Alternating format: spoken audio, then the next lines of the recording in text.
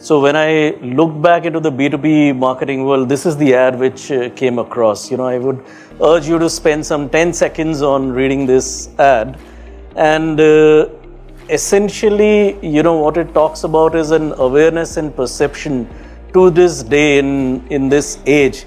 This is a vintage ad. This is the, vintage ad from the 1930s, man in the chair ad, which was done by McGraw-Hill the first time when they did the ad there.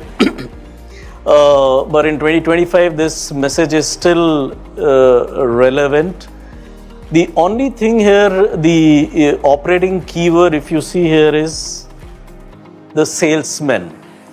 And the salesman is the, keyword which really differentiates to an extent, I would say, between a B2C and a B2B world. In the morning, we saw a lot of, sessions around the B2C world. How do you influence the consumers?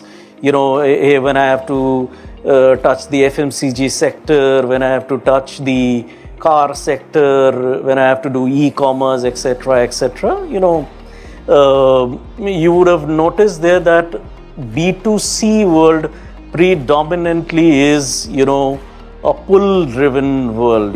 There is no push.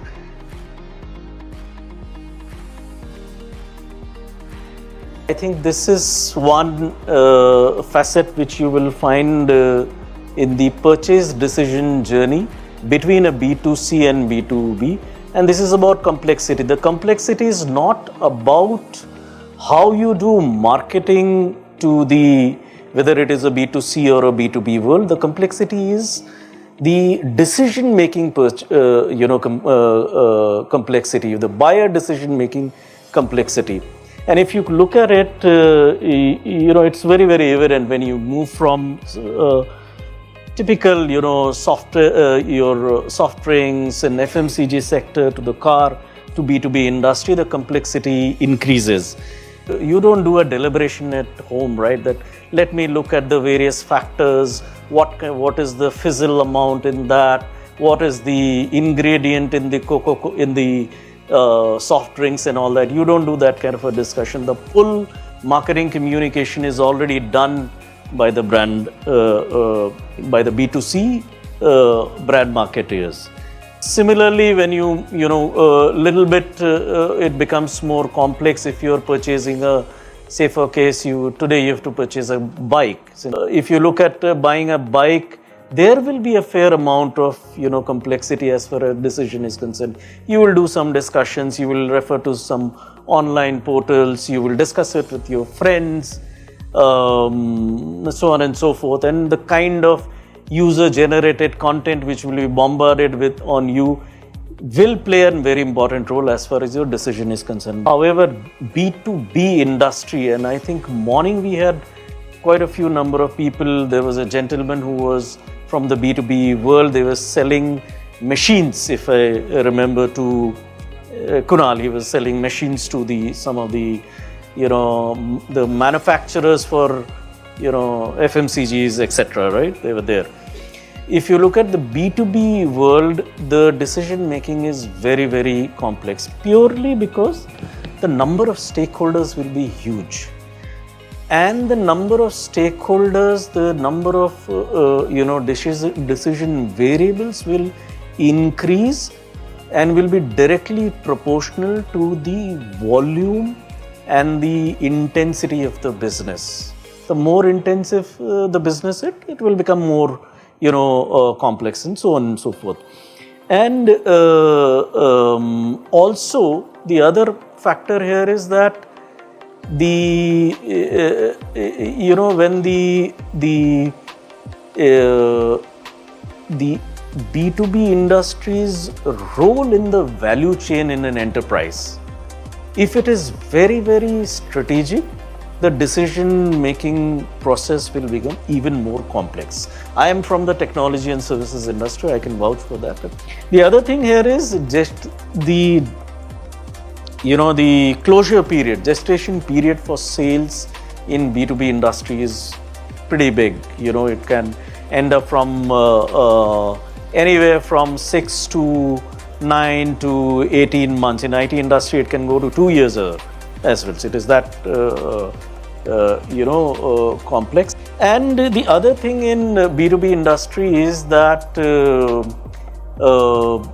in morning discussion, you got the feel that I do something, I will get the impact then and there itself. I will be able to measure that.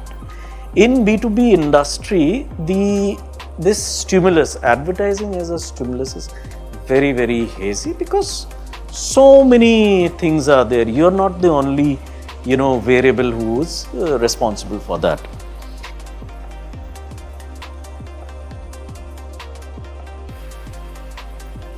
Most of us who from the management school have learned about the IDA model, right? Now this IDA model is now dead. It is rest in peace. It's no more relevant. The reason here is because the purchase decision is much more complicated, convoluted now. Today you think that I will first do the awareness phase and then get into the consideration phase by doing some targeted communication. But when the audience is at the consideration phase in B2B industry, tomorrow suddenly he will be bombarded with Gartner peer insights. He will be bombarded with, competitor messaging and, communication, which will again draw the B2B enterprise who's supposed to, the buyer who's supposed to out there to buy something, to completely revamp their scope altogether. So you're back to square one. So things have become very, very convoluted in today's world. It is as relevant in B2C as relevant in B2B world as well. This is a circular model, essentially, where the feedback loop is there and, audience gets to, it talks about the relevance of user-generated content in today's world. And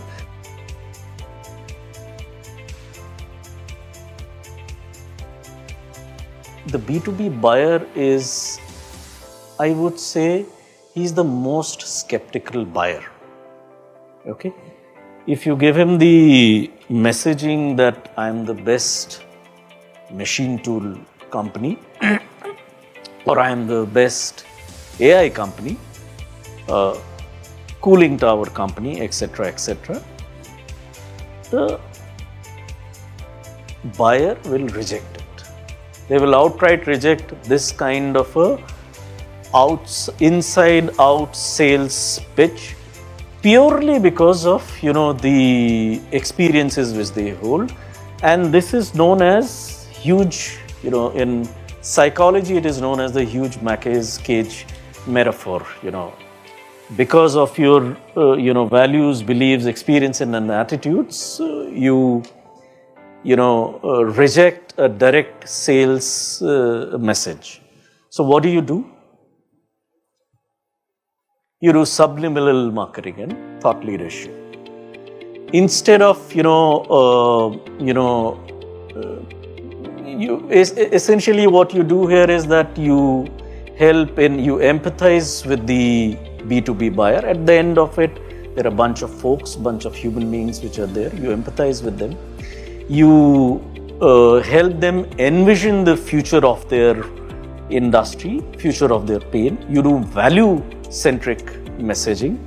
And that's how what happens is you are able to join in a conversation. So you talk about, how it can, whatever you are producing, how it can help in business resilience.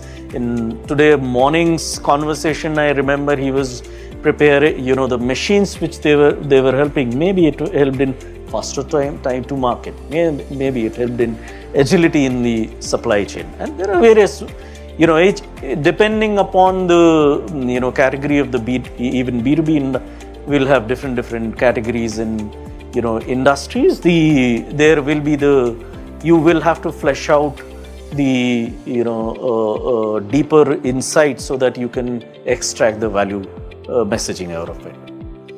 So that's the second reality here. Be an authority and be a thought leader. And that's what I think I covered. You do thought leadership. You do thought leadership by being empathetic. And to your question, why the buyer is becoming skeptical, the buyer, B2B buyer, why B2B buyer? I think buyer per se have become skeptical over the years, and that is the reason marketing as a discipline has become even more difficult, because today B2C consumers or B2B buyers, they are super exposed to every kind of content, every kind of user generated content, etc., plus the clutter which is there in the messaging. So there, every time what happens is industry grows from one level to second level to third level. You always reach the new normal as far as your market messaging is concerned. Take an analogy of car advertising. If you do a car advertising, but in those days it was all about features. Maybe I've got the horsepower. That was the normal. But over a period of time, went to the next level, you went more emotional, etc.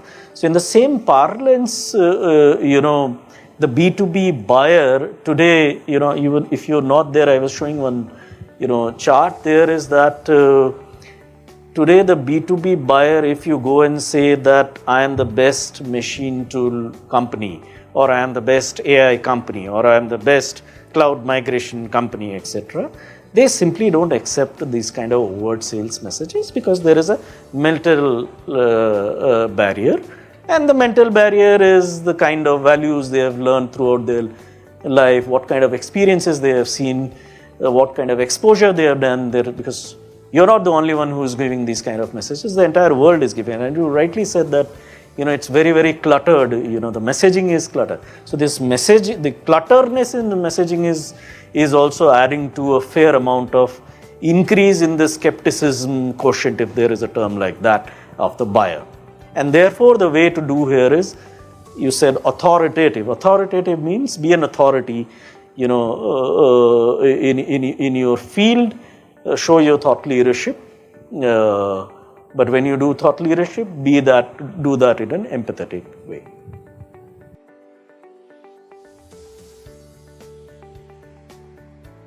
Many of you must have already read about it. This is John Wanamaker was a very, very famous retail marketer, retail guru. He is the he's the genesis as far as the retail industry is concerned in the 1800 centuries. And he used to do a lot of, back in those days, the traditional form of e-commerce, of putting pamphlets and distributing, today is this promotion, that promotion. He was a guru. He basically institutionalized that, and he came back and made that statement.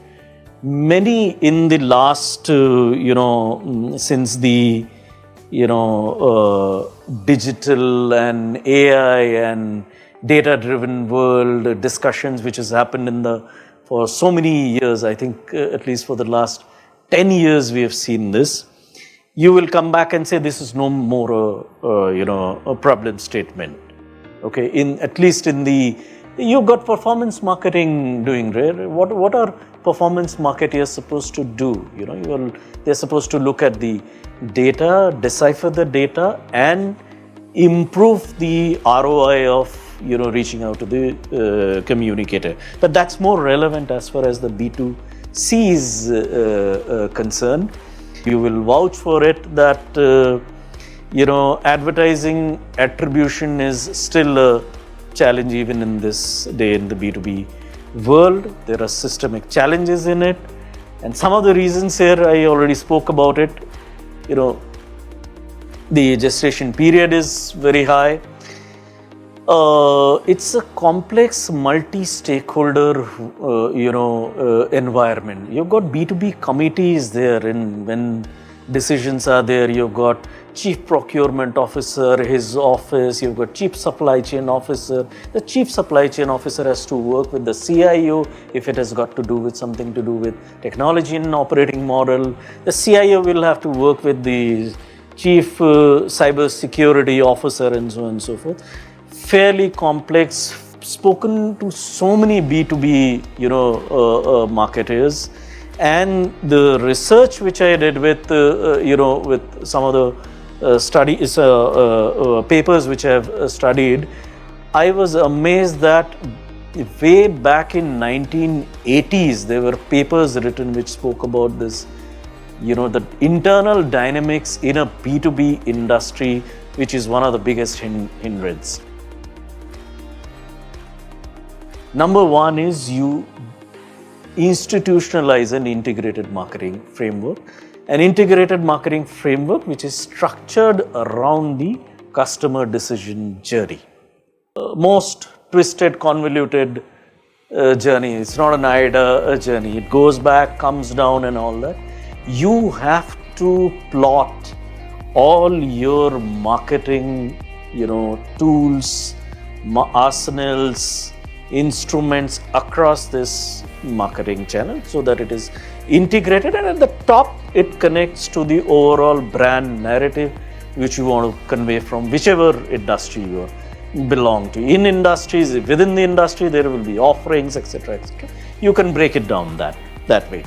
In this, I think this I already alluded, thought leadership plays an extremely important role because it's the way of influencing, doing subliminal, marketing, influencing the subconscious of the B2B buyer that, hey, I am here to envision the future, your industry's future, I am not here to sell. Which is something which I have developed is, the first thing which you have to do it, you have to put all, factors responsible for both the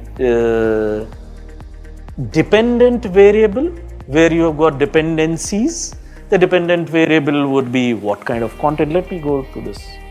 Dependent variable will be what kind of content you are creating. In the content which you are creating, is this a visual content or is it a video content? Messaging appeal, what kind of messaging appeal you are providing? Is this more on emotional value proposition or a rational value proposition? Wouldn't you want to have an answer that, does it really make sense to make a emotional, emotive, messaging, or should we directly make some kind of a feature-led rational messaging? Do you have an answer today that which one gives you the bang for the buck? That is one eternal question which we must ask as far as B2B marketers is concerned. The other is the medium itself. You've got dependencies. How the advertising budget is decided. Is it done in your company? Now, this one is I'm talking about, this is the B2B seller side. That is the B2B buyer side. The seller side, there are many things which happens, How do you do the advertising budget, intuition, judgment, experience in budgeting, etc., etc. The other thing is, what are you measuring? Today, when the question comes off on, let me prove ROI in B2B marketing, the first thing which goes is revenue or the the vanity metrics, kitna impression, etc., etc. No, you have to go beyond that, because there is something called as the lag effect. In B2B marketing, the lag effect will be what you do today will not be visible at least for the next 6 to 8 months. A lot has been spoken about AI from the beginning, and so you cannot miss that. AI definitely will play an extremely important role as far as your integration business is concerned. How do I integrate? How do I place in a precision manner the various marketing arsenals available to me across the convoluted customer journey? Gen AI can work wonders for it. It can be a good collaborator. That's the way you look at it. And across, integration is there. It will help in presentation in this media planning. It can help you measurement optimization we spoke about. And then of course, before you get into there is in the entire cycle there's much more, but AI has got a potential.